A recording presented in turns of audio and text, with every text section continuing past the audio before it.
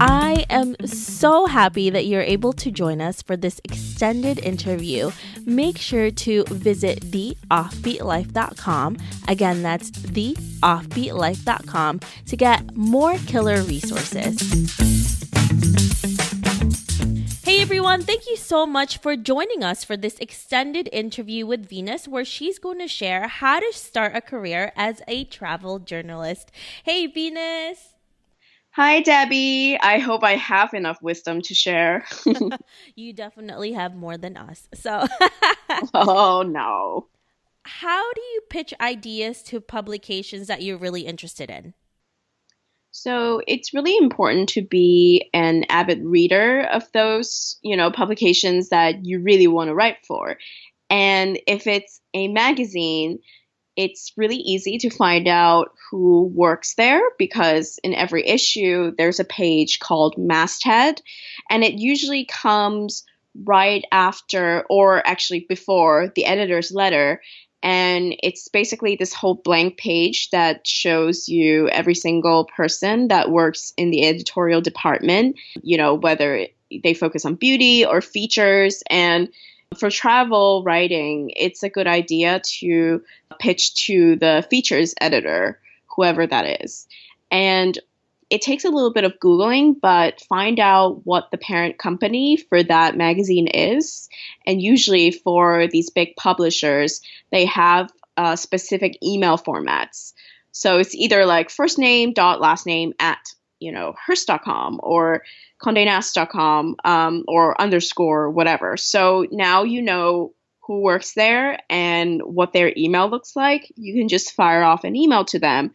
I would suggest not to be too long-winded about what you want to write for the magazine. So just kind of say, hi, I've always loved this magazine. I love this other story you did. I'm very inspired. I've written for these other places. I actually have this idea I would love to pitch you, and just go with, a headline that you think would work and maybe 3 to 4 sentences about the pitch. And I think that's honestly all you need. And if you don't hear back, follow up about like every 2 weeks. That is such a great way to do it, Venus, because there's so many things that you can do, but then when you're first starting out, it's like a maze. And then just even finding the right person to contact, it can be a lot of work.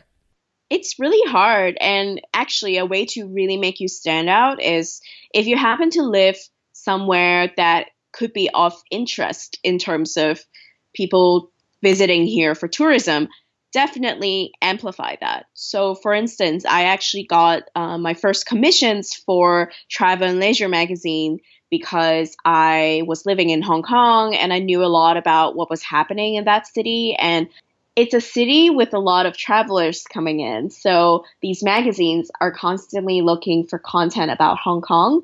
And because I kind of put myself forward as this expert on Hong Kong, I was able to get my story ideas accepted relatively quickly. So if you grew up a certain place or if you currently live somewhere, definitely play that up, and also play up if you have any language skills.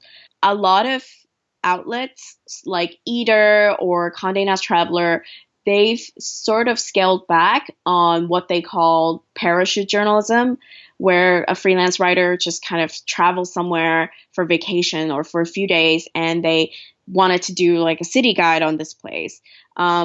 Because that's not really enough time spent to get to know that certain destination. So if you have a longer history with a certain travel destination, that's your advantage. How difficult is the industry right now, and what would be some of the things you wished you knew if you could do this all over again? If I were to get a do-over of my life, I would probably go back to, I think it was sophomore year or junior year of my college, and just paid attention in my video production class. I didn't realize how important video would be in modern day media, and you're just a much more attractive candidate, whether it's for just a freelance writing assignment or a full-time job when you know how to edit video plus you know how to write. If you have the time, definitely teach yourself Final Cut Pro or Premiere and just try to string together video diaries and vlogs and have your own travel YouTube channel because trust me, that is going to make a difference in someone's decision to hire you or to kind of give you this project or not. And another thing I would say is don't underestimate how late your freelance payments would be because I've actually never had a publication pay me on time. If they've been late in paying me for about 2 weeks, a month, that's already a lucky scenario.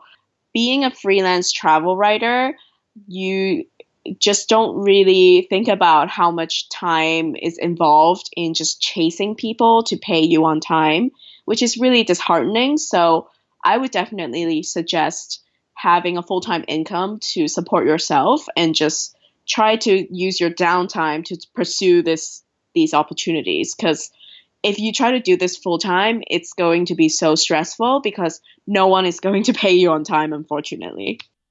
That is so much stress to deal with, and that's good to know. And you're right about video. That is the in and hot medium right now to have. So that's always a great thing to learn. A lot of brands are putting in advertising budgets into YouTube. So that's really where everything is going. So if you happen to have a camera ready personality, why not make that into interesting foray for yourself? Talking about stress and anxiety, it has been a really amazing journey for you, but I'm sure there was a lot of things that were obstacles for you to contend with. How do you deal with anxiety and stress when you're faced with them? So I just really try to ramp up my self-care routines and try to compartmentalize the problems I have.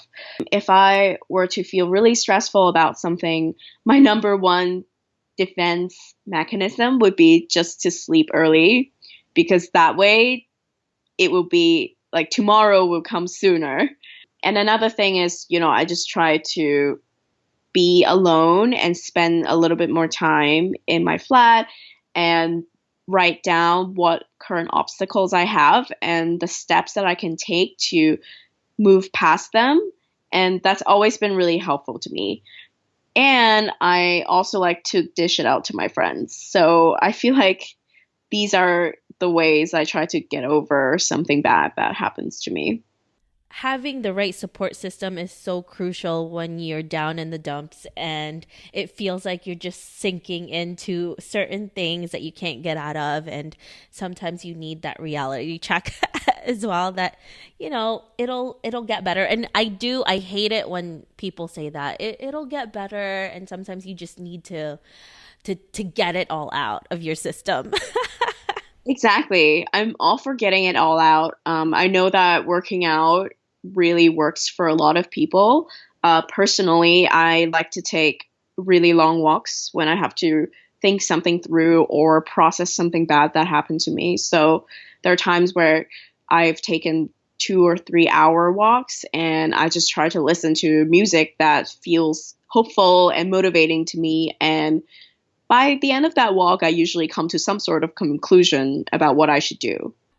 Well, thank you so much, Venus, for doing this extended interview. So much knowledge that you just gave us. So if our listeners want to know more about you, where can they find you? So everyone can follow me on Instagram. It's at VenusWongIsun. And I will be posting more travel related content there with longer and more thoughtful captions. And I also welcome everyone to DM me any travel related questions they have. Thank you, Venus. That's awesome. Definitely DM Venus. She's super helpful and you'll get a lot of useful tips from her. Thank you so much. I really appreciate it. Thank you, Debbie. It's been a pleasure. Thanks for joining me on this extended interview. Don't forget to subscribe and leave a review on iTunes. We can also chat some more on Facebook at The OB Live. I'll talk to you soon.